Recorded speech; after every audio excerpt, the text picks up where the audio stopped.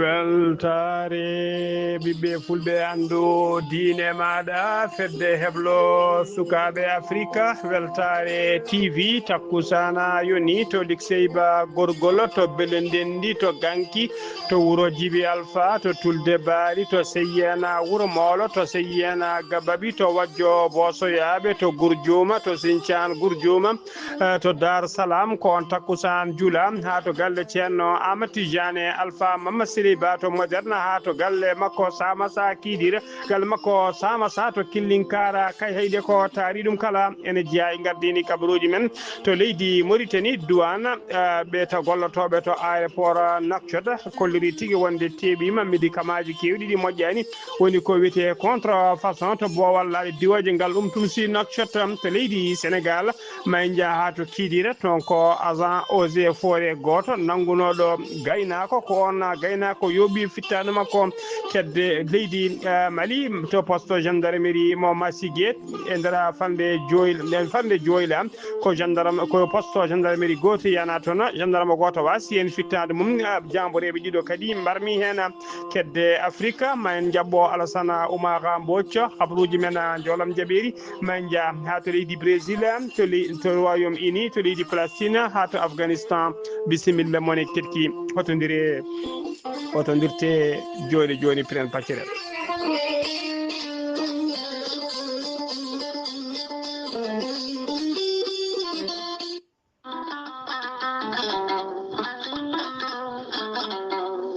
gorel te ko aadi yanke mo firtata aadi e jayde weltare tv gorel te ko aadi yanke ɗoftowo ɓen safrotoɓe e muɗuma gorel te ene hollita weltare mum faade ɓen e kala saaha artoɓe gorel te ene kollita dañi hen aafiya mawɗo no feewi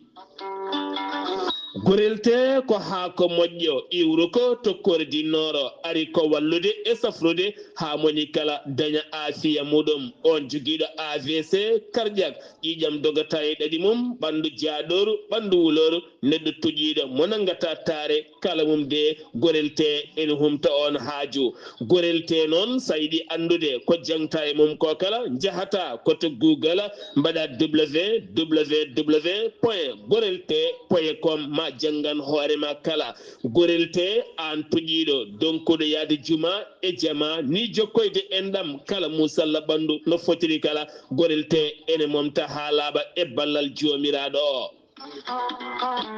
sa yiɗi jokkodirde e tongoɗe gorelte beele mbawa jokkodirde mabɓe Oumar Dia to Tambacounda 77 527 14 44 so tawi koto Bonji Salamata Ba 77 695 43 01 so tawi noon gonɗa koto Gawol ko Farmata Abdoulaye 77 150 70 61 so tawi noon gonɗa koto Guédiawaye Amadou Abbas Ka mbatta ko 78 313 89 28 so tawi noon gonɗa koto Thiès e ko taari ɗum kala jokkodirta koye Moussa Dia 78 860 76 68 so tawi noon gonɗa koto leydi Mali to wiyete Melga Mali jokkodirta koye Abdoulahi Diallo mbatta ko 00 223 72 49 30 07 so tawi noon gonɗa koto leydi France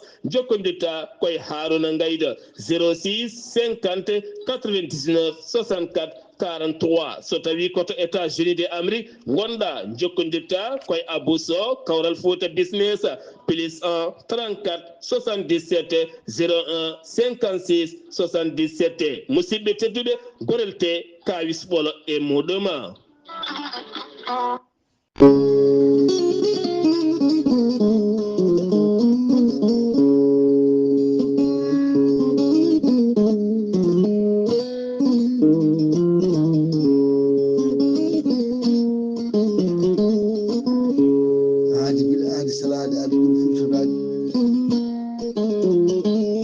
salade aadi ɓuri fettude aadi ceerno Amadou Tijani Diallo gorko mo melga wuro jinneji wi ko firtata aadi mo aadodiri e jayde weltare ɓiɓɓe fulɓe andu diine maɗa weltare TV. Gorko mo melga wuro jinneji ko wittiyanke leɗɗe safriyanke safruji fina tawa gando bindi laaɓaɗo ceerno Amadou Tijani Diallo ko tawɗo gandal baɗɗo wittoji mum kadi hano hannirta ni. Gorko mo melga wuro jinneji ne safar rafiji kewɗi ɗi jiida cirola wonduɓe koyɗe musoje ɓalli musoji ɓalli ɓuutoji keceje musoje. Gorko mo melga wuro jinneji ne yawri ɓen fiɗaɓe e wonduɓe prostate kala haysino prostate ma koko ɓunno ha ala koye dinne opéré so tawi on jokkodiri e nder balɗe tati mbiya alhamdulillah. Gorko mo melga wuro jinneji dendagal rafi mbawɗa wondude so tawi kay oɗon maldana ɓurodirta balɗe tati mbiya alhamdulillah. Gorko mo melga wuro jinneji ne yawra dendagal rafiji gorago kala usoraɓe gorago yawɓe yitade koye men e jippiɓe leece kala sa jokkodire ceerno Amadou Tijani Diallo joni mbiya alhamdulillah. ceerno Amadou Tijani Diallo gorko mo melga wuro jinneji mo jogui base makko to Dakar en tawi ɗon miñi koni wiye ceerno Abdoulaye Diallo numéro mum sot 17 714 94 15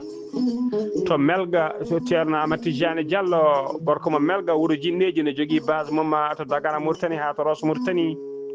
ene tawi ɗon seydi makko ne wiye ceerno Amadou Dia gorko mo leeraɓe numéro mum 77 537 79 28 ceerno Amadou Tijani Diallo sa yiiɗi hebdemo e oɗo saaha joni omo tawe nder leydi Mauritanie to nokcol lamorgo leydi ndi numéro makko mbatta ko 46 94 21 91 so tawi jiɗɗa hebdemo to banggue WhatsApp numéro makko leydi France ne golla mbatta ko 00 336 04 04 66 27 ceerno Amadou Tijani Diallo gorko mo melga wuro jinneji ko labɗo reedu ko malaɗo wune ko newiɗo sanne sanne mbadden dando faade makko.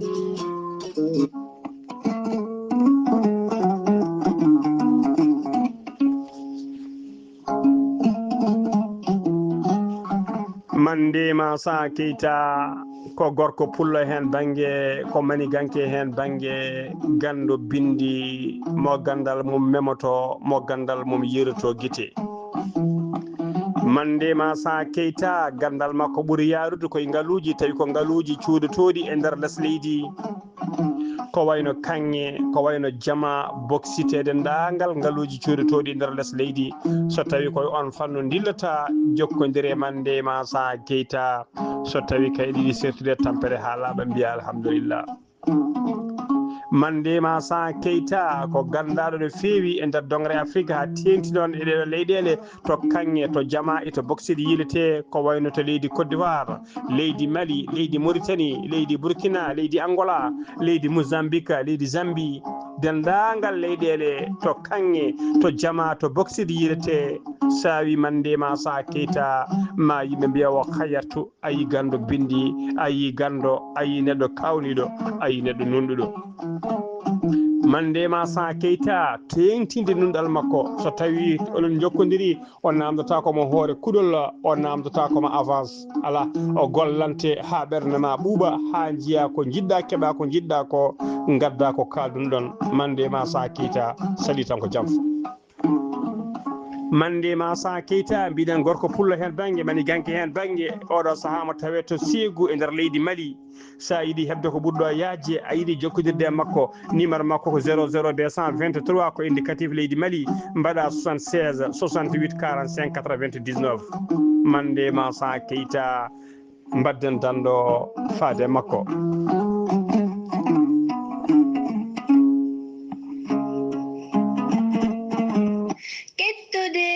Kaburuji mon e demgal pula Afrique, Asie, Europe, Amérique, Moyen-Orient, Océanie. jam nyalle mon musibbe tedduɓe eɗen goni aljuma 11 lewru avril hitande ujunnaaje ɗiɗi e nogas joyya habaruji mon e demgal pular e sawta he ko musidɗo mon sehil mon haali abouba to karallagal ha mbawan yiiden to banggue nete ɓosoje ko miñi men sehil men saydou abouba cayde weltare ɓiɓɓe fulɓe andu diine maɗe e gardugol sar abdoullahi sara e dendagal fedde weltare ɓiɓɓe fulɓe kala ne fecca sunare mum e musidɗo men sehil men ibrahima saydou kana e dendagal mawniraɓe makko e miñiraɓe makko ko noon kadi e dendagal ɓesgu liksebanaɓe kala jaltugol aduna bandi ko debbo biyetenoɗo sira pendi kana jaltuɗo aduna jamma hanki o ko ñalawma hande o wira to saare gongade likseba gorgol eɗen mbiyatande Allah yurmotomo yaafoma harnamal janna kanko e dendagal mayɓe e julɓe kala allahuma amina ha joni jande mon jande weltare ɓiɓɓe fulɓe andu diine mane andina dendagal bandiraɓe wonde kay goski musidɗo men biyetenoɗo goori joola jaltunoɗo aduna toon to leydi Italie tawi kadi ko darinoɗo ɗemgal ngal darinoɗo pulago daranoɗo kadi pine meɗen ko jaltunoɗo aduna kayya toon to leydi Italie tintindi on noon wonde goskiki subaka hande o sanga 6 heures goskiki ummima toon to leydi Italie goskiki noon rewoyta koto leydi Turki ñalawma jamma hande o goskiki walata koto Turki ko subaka janggo walla ñalawma janggo ki aset ki foti ummade toon aset janggo o noon hakkude 17 heures fayi 18 heures ko nden tigui ko foti yettade to Bowal Laaɗe Diwoje ngala Dakar so goski yettima ɗon noon ko ɗon e ɗon soɓe ƴetti goskiki ɓe mbaɗata lawol faade kay la Fouta to juude ko ñande alet noon hakkude 10h30 fayi 11 heures ko nden tigui ki foti wiroyede toon to juude noon kala jiɗɗo kay hawrude e wirwirde nde e jiɗɗo tawtorede ko ni tigui woni no juɓɓudi ndi lelori eɗen mbiyatande Allah yurmotomo yaafomo harnamal janna kanko e dendagal mayɓe julɓe kala allahumma amina habaruji men ɗemgal pular to leydi Mauritanie puɗoɗen ambassadrice jodaniɗo leydi Pays-Bas e nder leydi Mauritanie biyeteɗo madame Carmen Hangeras o waɗi jillu makko visite makko to Rosso Mauritanie to Kerol hakkude leydi Mauritanie e leydi Sénégal o yewtidi toon noon ko heewi e laamu ngu tawateɓe toon ko fati immigration e ko fati kay e développement woni tigui ɓamtare o joddima toon e maire mo Rosso ko noon kadi e ardiɓe pelle rewɓe woni tigui ardiɓe FCF woni association des femmes chefs de famille e ardiɓe kadi pelle tawi ko pelle darniɓe haqqe innama aadi woni fedde witende AMDH o joddima e mumen ha joni ko leydi Mauritanie keɗoɗen Mohamed Salem Wula Merzouga ko jagorgal leydi Mauritanie kalfinaɗo ko fate gueɗe caggal leydi jokkodiral leyɗele o mona ha joni kay e ɗangal makko mo woni e ɗangal makko kay nder leyɗe tawi ko leyɗe hoddiɓe leydi Mauritanie caggal kay nde o ummino to leydi caggal Sénégal leydi Gambie to leydi Guinée Bissau o yaɓanino to leydi Côte d'Ivoire o yettima kadi to Mali o joddima toon noon e général Azimi Goïta hoolajo transition leydi Mali o holliri toon wonde hakkude leydi Mauritanie e leydi Mali ko ɓingu yummago woni hakkude leyɗele ɗiɗi o holliri kala Mauritanajo kay ummiɗo Mauritanie naati e nder leydi Mali ari leydi Mali ene wayno tigui koye nder leydi mum woni ha joni kala malinajo kadi garɗo e nder leydi Mauritanie ene wayno tigui woni koye nder leydi muɗum o holliri tigui o holliri noon wondiri tigui wonde leyɗele ɗiɗi ko gotuma ɗum noon ko konguɗi makko kanko Mohamed Salima Wula Merzouga wona konguɗam kanko Wula Merzouga noon o haali ɗum ko yesso Azimi Goïta général Azimi Goïta horejo transition mo leydi Mali ɓe jewtidi ko heewi noon ko fati kay e jokkodiral moƴƴere koddigal moƴƴal hakkude leydi ɗe ɗiɗi holliri kadi wonde kay kala malinajo gurɗo e nder leydi Mauritanie so tawi kay ene jogui kayitaji mum ene woni en règle ha no hannirta ni o holliri jomum tigui woni ala hay caɗele gote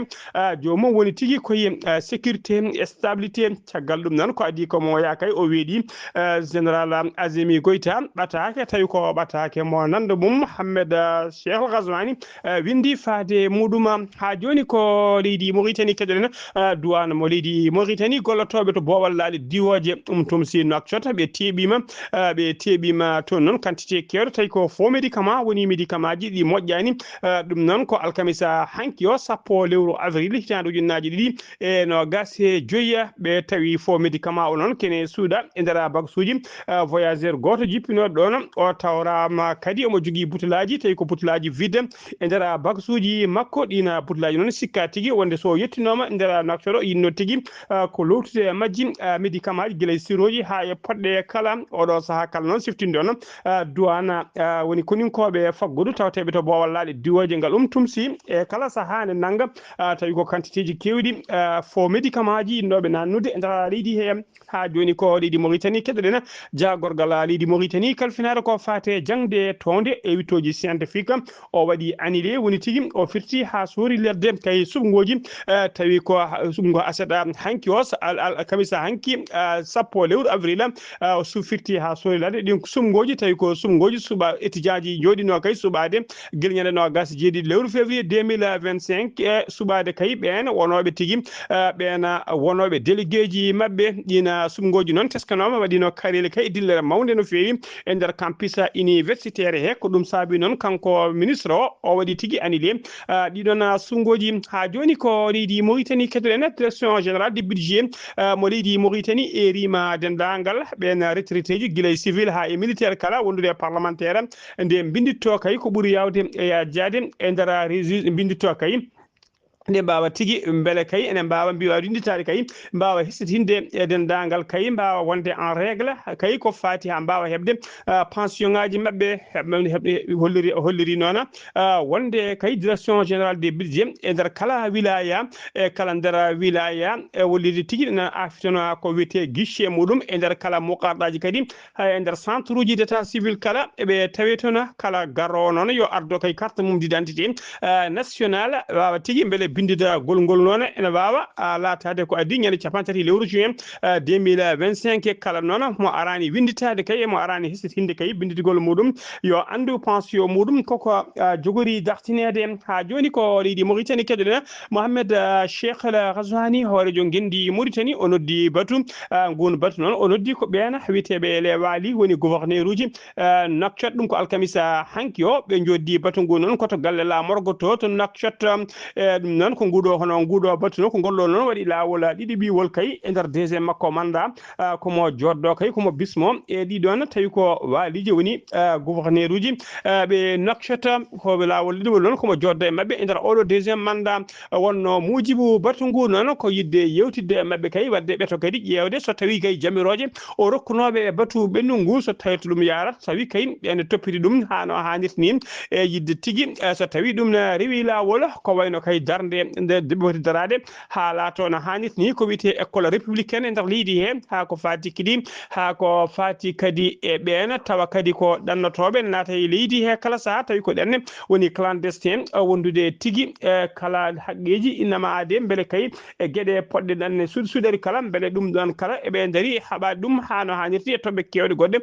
ɓe jewtidi toon ene tawtora jonde nde noon Mohamed ene Mouhtar Wul Ndiaye kañum woni hoore jagorɗe leydi Mauritanie tawtorama jonde nde ko noon kadi Wula Mohamed Lakdaf on ko jagorgal secrétaire général à la présidence de la République wondude nani Wul Chouroga ko ministre chargé du cabinet du président de la République wondude Mohamed Abdallahi Wul Othman wondude Aissata Bayaya ɗiɗo kala ko conseiller ji à la présidence de la République wondude biteɗo Mohamed Lamine ko jagorgal kalfinaɗo gueɗe nder leydi e jaccingol laamu e yimɓe laamu hewɓe wonɓe yimɓe gouvernement hewɓe mbawi tawtorede nguɗon batu ha joni habaruji men ɗemgal Pulaar sen ummima to leydi Mauritanie koto leydi Sénégal paaden accident musɗo waɗi alkamisa hanki sappo lewru avril 2025 ko auto transport mo hinde 7 place felɓodiri e moto Jakarta ɗum waɗi ko sanga midi accident o noon waɗi koto wuuro witego Paracel en tawe e nder commune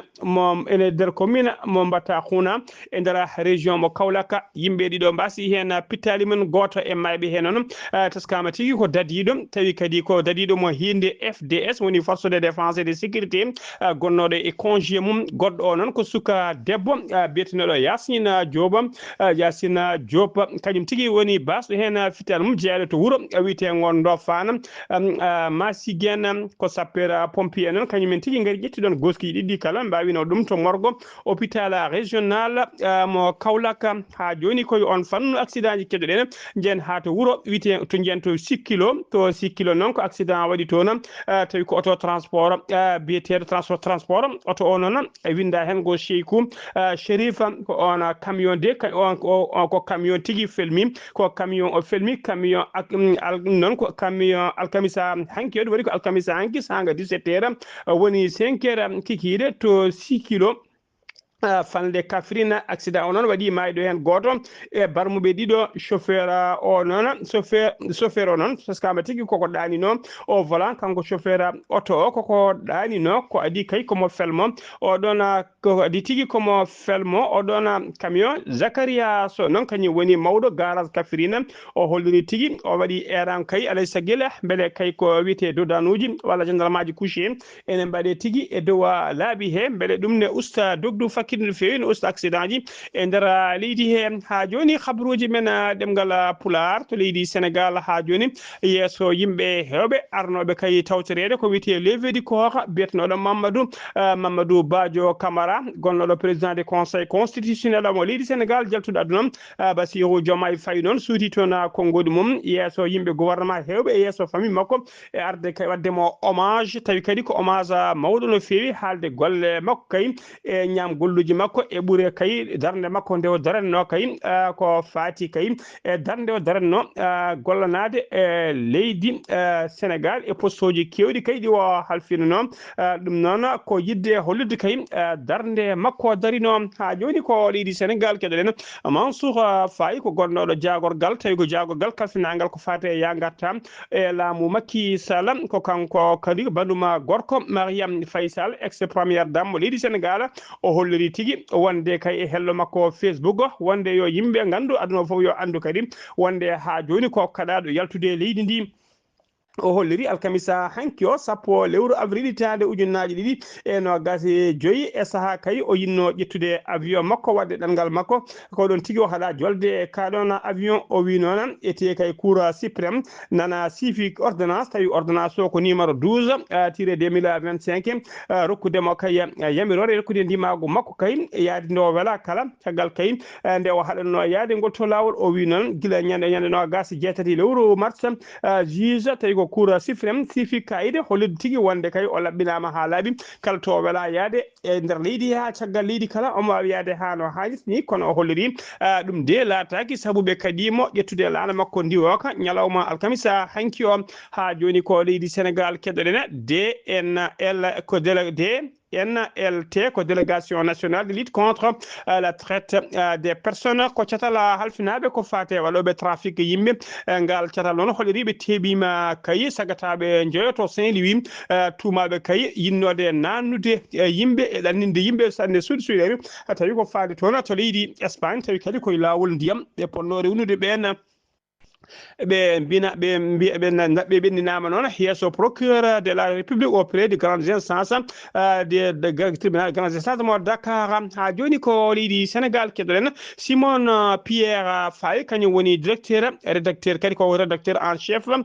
Zig FM e to télé biteɗo Sen TV kala caggal kayit o huccodir noon waktuji kewɗi e yimɓe ɓe brigade yimɓe tigui tawi koɓe brigade dadiɓe ɓe brigade des affaires générales woni bagga caggal nde o huccodirno e mabɓe ko juuti kay waktuji juuti to palais de justice mo Dakar caggal ɗum noon ɓe uddiyimo e kaso e mbadi garde à vue ko DIC noon woni division d'investigation criminelle kañum convoquenomo alkamisa hanki o e mbadi enquête tawi ko yamirore procureur de la République o nanguira noon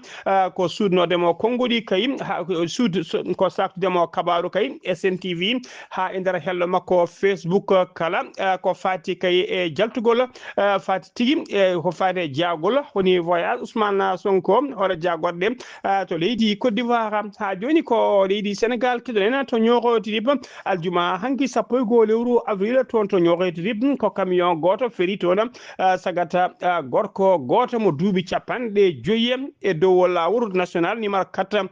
ko ɗon e ɗon noon hawri e ladja ko ɗon ɗon o hawri e lajjal tana waɗi ko sanga 5 du matin woni sanga juulal salat tolno nokku biteɗo raw bolo enquête ɗon udditama hen ha joni ko leydi Sénégal keɗoɗen yen ha to Médina to leggal Médina inter immeuble goto tawateɗo e dow avenue Blaise Diagne e nder hakkude Médina ko debbo goto biyeteneɗo Maymouna Tambédou o ɓurno lollide noon ko Mounnas tan ko tigui tawa e nder suudu makko to 4e étage o wondani e wonki makko goskiki kadi tawa ko fuɗɗima gamutinde ko gollotono ɗon e restaurant goto joom restaurant noon holliɗen tigui ɗeɗo balle kala ɓe jiyanoma caggal ɗum noon tawa tigui e nder suudu makko omo yalti aduna tawi kadi goskiki fuɗɗima gamutinde ha joni ko leydi Sénégal keɗoɗen to Kidira ko tana musto waɗi toon ko agent eaux et forêt goto kañum tigui wara toon tawi ko gaynako mo taw nangguno tigui ne soppa leɗɗe on gaynako tigui kañum dufti jambere mum itti fittade makko ma en ketto musidɗo men sehil men Aboubacry Diop gawlo ɓaleyo correspondant men toon to Kidira Aboubacry Diop a salminama jurama. weltare ɓiɓɓe fulɓe andu diina ma on calminama on jettama on jurama ɗo e Kidira hande no mbiruɗen ni e eaux et forêt mo Kidira hande wonande ɗo e diwan men he woni joguiɗo ɗo henam banggal arrondissement mo Beele mo ganduɗon ko adjudant chef Diouf kanko ardi ɗo henam eaux et forêt o ɗon ko kanko noon holliti wonde hanki jamma hanki ñalawma noon ene woodi sukaɓe makko yanoɓe e ladde he pour wawde gollidde e sukaɓeɓe e narde ladde nde caggal muɗum noon ɓe jeehi to ladde to noon nde ɓe jetti to ladde to ɓe jeehi noon ɓe kawri toon e pullo goto caggal nde ɓe kawri e pullo o noon hankkadi ɓe namdi pullo o eɓe tawri ɗum ene jogui jambere nde ɓe tawri ɗum ene jogui jambere noon mataw ɓe nangi ɗum ɓe kalde mum noon mataw pullo ɓuuri holliɓe ƴoyre tan holli wi mataw jinnaɗo mum ene wonde jinnaɗo mum gorko joni ko kañum fotata yobde koɓe jiiɗi koɓe jomnima ko joni noon yooɓe jaah o holi jaaɗata jinnaɗo to mataw noon koɓe ɗiɗo ɓe gonno goto itti moto ngo tottimo moto ngo goto totti moto suka o noon ko suka Guénar ko gana o jeeya ko ɗo e quartier Kidira woni Diboli fulɓe ko Guénor suka o wiyete ɗum ɗon noon kankone koye ASP ji he o jeeya nde wonde ɓe jeehi noon haaɓe jetti toon o ɓami moto ngo o ngabbinimo no haɓɓirno jambere nde caggal o ngabbinimo ɓe jeehi haaɓe goɗɗoy noon e toɓe goɗɗoy ɗo noon pullo o sammini faɗo muɗum wi wonde yo daro faɗo makko saami taw noon ko kanko tigi sammini faɗo ngo yidde darade on de dari noon o tellini pour ɓamoyde faɗo makko ɗon woni to dufti jambere nde e moto he o soppi e suka woni agent eaux et forêt o soppi ɗum yani caggal mum kadi o yawna ɗum kadi o ɓammi laaɓi o itti dande nde e hoore nde o ɓammimo noon o ngabbinimo ha won nokku woni comme no kaaƴini o lelni on ɗon o ɓanndu ndu o foyi ɗum o lelni ɗum o fawi hen kaaƴe hoore nde kadi o waɗi bangge o nayi kadi o fawi hen kaaƴe o yeehi noon ha caggal mum noon nde laamu ngu tini ɗum foof inni garsi en gimmi e eaux et forêt ji wonɓe Keñeba en wonɓe partout ɓe fof ɓe gimmi pour nadde ladde he e dartude no Allah watta tan mataw noon ɓe gaari wuuro o ten wiye lalli ne nani on histoire mbi hanki de yon pullo goto jofɗo ɗo enam hanki e nder wuuro he caggal mum noon nde ɓe jeehi ɓe tawi pullo o wonno eɓe joguino photo pullo o ɓe potino pullo o kamɓe eaux et forêt ɓe eɓe joguino photo pullo o nde woni nde ɓe tawi pullo o kañum hoore mum ko kañum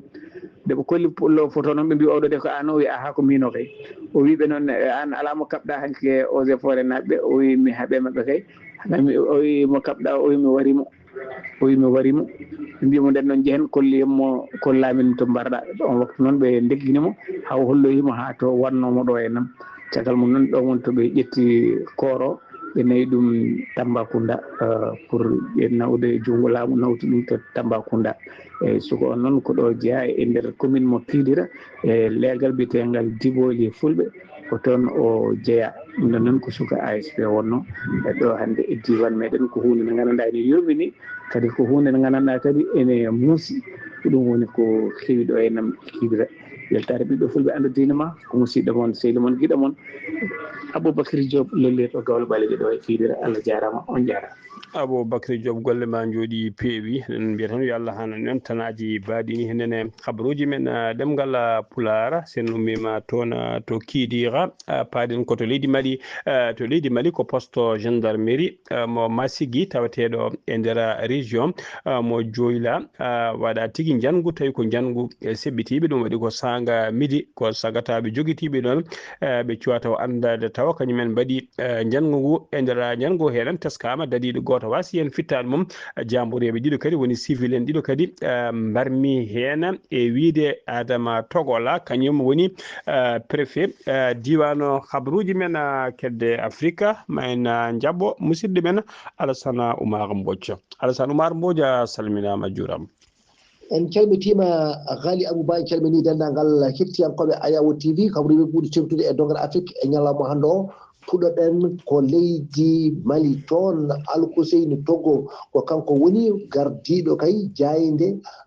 tawko ko kana de la Venise on tigui jagga toon waɗa sumanda de dépôt wonno ko ñande alarbaɗe jeenayyi lewru boy ujunaji ɗiɗi e nogas e joyyi taw noon ko pôle judiciaire anti cybercriminalité to Bamako to ko ɓen jaggimo caggal kay bayinago ngo waɗi ñande jeetati lewru boy ujunaji ɗiɗi e nogas e joyyi taw kadi ko article taw kadi ko titoɗo mum ko la bourbe woni kay wono taw kadi ko jumre mawde wonande jagorgal Mamadou Kasongue ɗum noon wi wonde kay tawde ko en charge taw ko ñawore nde e ndun laamu sabbordu ɗum noon kanko noon mbawa hono ñawede ɗon 12 lewru fandu darade ɗum noon ɓen noon juɓɓudi jaydi yankoɓe kolli kay mettere mumen foof e kanko oɗo no jaggira niyete toon to RDC Congo to de Joseph Kabila wi ko ma arte e gendi mum toon ɗum noon ko taw kadi ko fayi arde ɗum noon ko caggal kay nde teski wonde ko leydi e oɗo saaha ene wonde caɗele mawɗe no fewi kono noon gardiɗo hono leydi e oɗo saaha Félix Tshisekedi kanko de o weltaki hen kono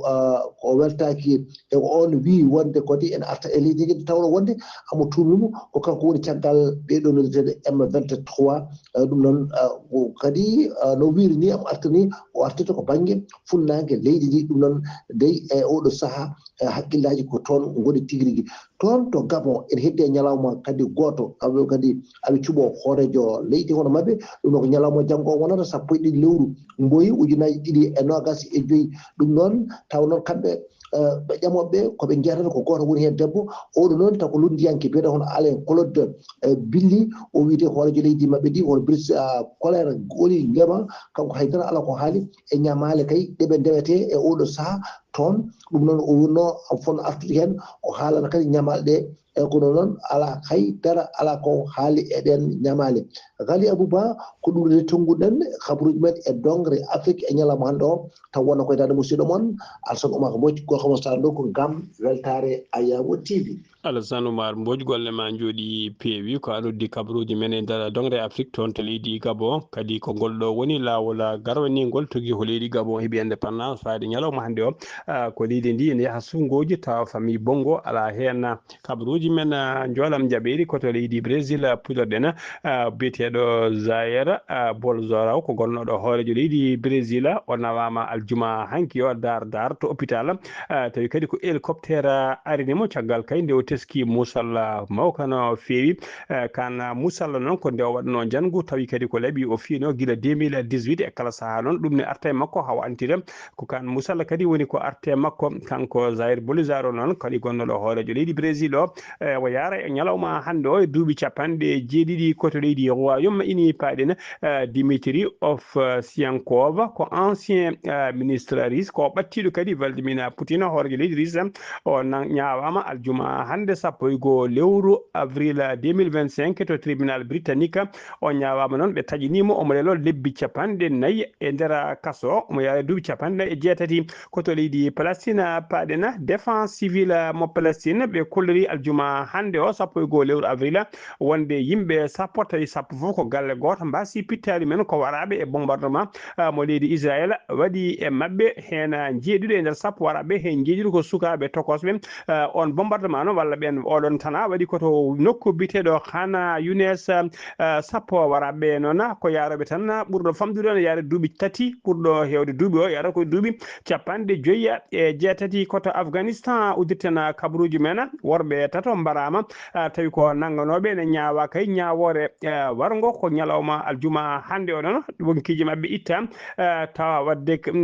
tawa noon kamɓe tato kala noon ɓe tuuma tigui ko warde hoore ɓe ñawira ɓe nanguirno tigui ko warde hoore ɓe ñawama kamɓene tawi kadi ko warede kamɓe tato waraɓe ɗum watti 1 neɗɗo waɗaɓe exécuté kay woni ñawaɓe ñawore wargo mbara tugui kay ko taliban en gari e jappere laamu woni tuggi 2021 musidɓe tedduɓe ko ɗum ɗo wonno ko min tonga noon gasi haalaɓe ɗum ɗo wonno ko min tonga noon habaruji mon e ɗemgal Pulaar e sawte ko musidɗo moon seydi moon Haali Abouba to karallagal ha mbawon yiide min to banggue natabo sojo ko Saydou Abouba so tawi ko roɓiɗo Afrique ko Alassane Oumar Mbodj to kidira ko Aboubacry Diop gowlo ɓalejo ketki malaki jaam yo jaam Allah jogumi jogo on.